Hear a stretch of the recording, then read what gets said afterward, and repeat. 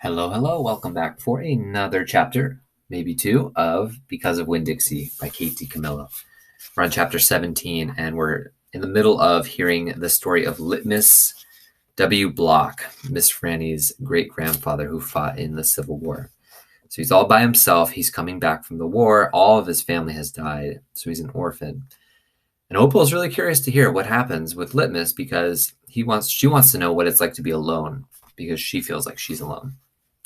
Chapter 17. Well, Litmus came home from the war, said Miss Franny as she went on with her story, and found himself alone. And he sat down on what used to be the front step of his house, and he cried and cried. He cried just like a baby. He missed his mama, and he missed his daddy, and he missed his sisters, and he missed the boy he used to be.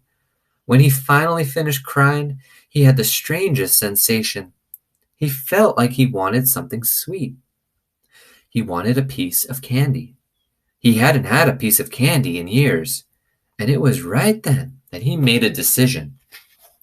Yes, ma'am, Litmus W. Block figured the world was a sorry affair, and that it had enough ugly things in it, and what he was going to do was concentrate on putting something sweet into the world.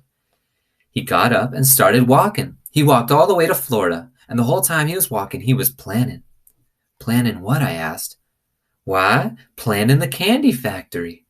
Did he build it, I asked. Of course he did. It's still standing out on Fairville Road. That old building, said Amanda. That big spooky one? It is not spooky, said Miss Franny. It was the birthplace of my family's fortune. It was there that my great-grandfather manufactured the Litmus lozenge, a candy that was famous all over the world. I've never heard of it, said Amanda. Me neither, I said. Well, said Miss Franny, they aren't made anymore. The world, it seems, lost its appetite for Litmus lozenges. But I still happen to have a few.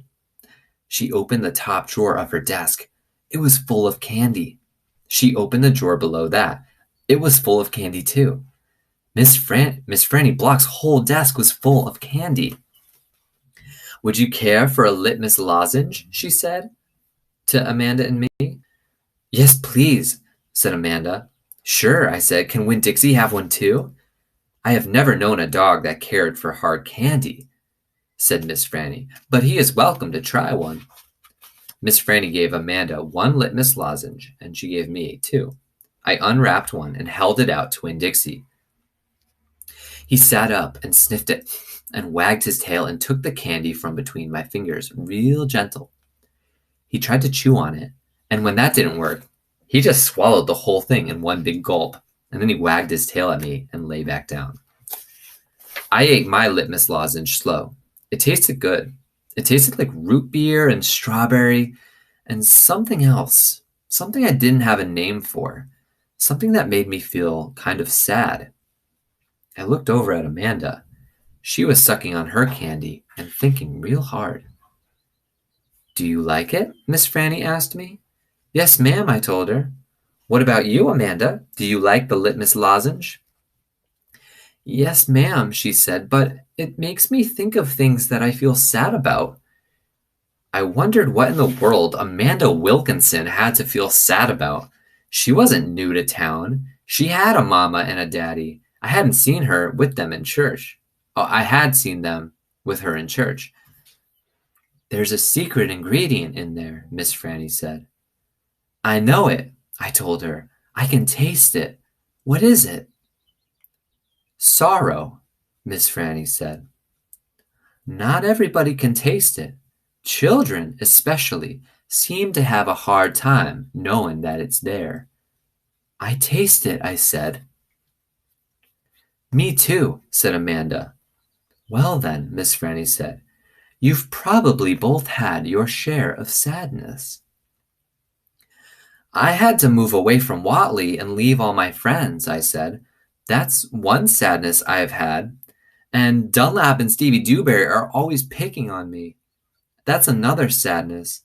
And the biggest one, my biggest sadness, is that my mama left me when I was still small, and I can hardly remember her. I keep hoping I'll get to meet her and tell her some stories. So this candy makes people taste sadness, and it brings up sadness, sad things that have happened to them. It's a very unique candy. It tastes like sorrow. Sorrow is another word for sadness.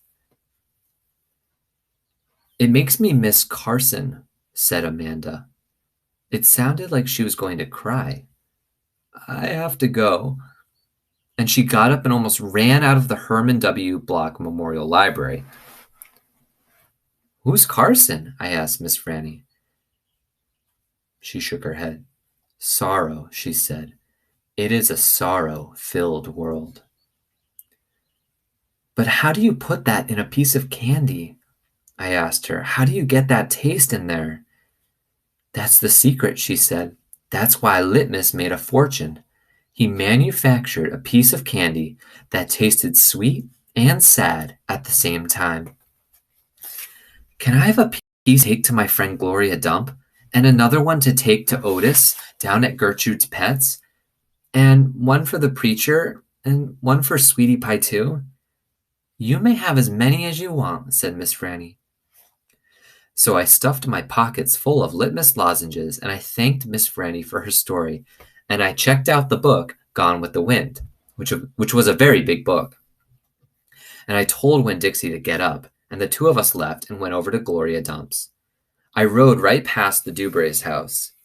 Dunlap and Stevie were playing football in the front yard, and I was just getting ready to stick my tongue out at them. But then I thought about what Miss Franny said about war being hell, and I thought about what Gloria Dump said about not judging them too hard.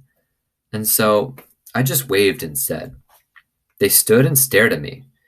But when I was almost all the way past, I saw Dunlap put his hand up in the air and wave back. Hey, he hollered. Hey, Opal. I waved harder, and I thought about Amanda Wilkinson. And I thought about how it was neat that she liked a good story the same that I did. And I wondered again, who was Carson? That's the end of chapter 17. So Opal's learning some lessons here, isn't she?